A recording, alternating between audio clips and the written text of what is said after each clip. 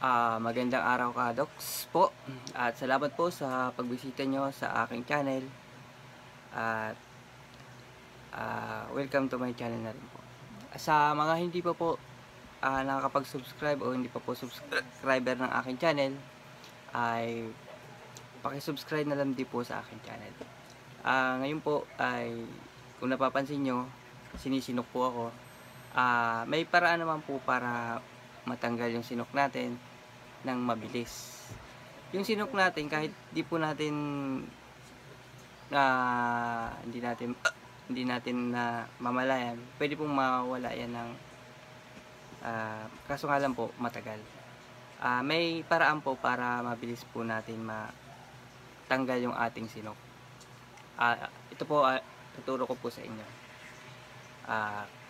Yung inyong pulso, halimbawa ito, yung pulso nyo po yan, hahawakan nyo po yan hanggang sa mawala yung sinok.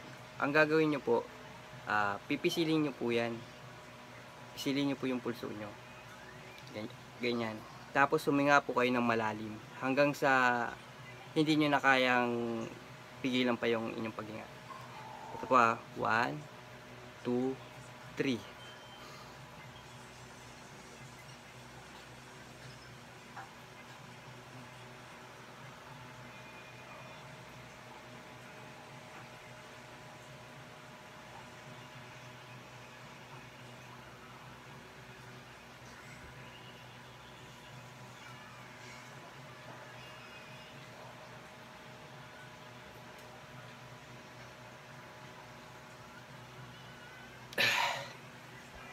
Sige po, maghintay po tayo ng mga ilang minuto kung sisinukin pa po ako. Wala pong cut yan. Uncut po natin yung ating video. Sa mga di ko po subscriber, paki-subscribe na lang po yung aking channel. Sinunok po ako kanina yung pagkain ko po na di po siguro ako nakain ng tamang tubig, kaya sinunok po ako. Bilang po tayo ng mga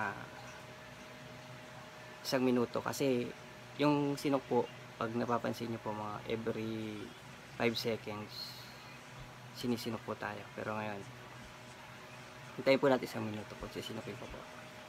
So ganun lang po yung gusto nyo mawala yung sinok nyo, kasi minsan po abala po yung sinok, lalo na kapag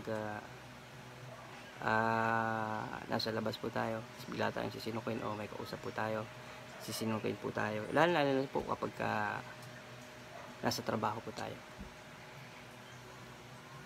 So hintayin lang po natin ang 1 minuto. Palagpasin na rin po natin.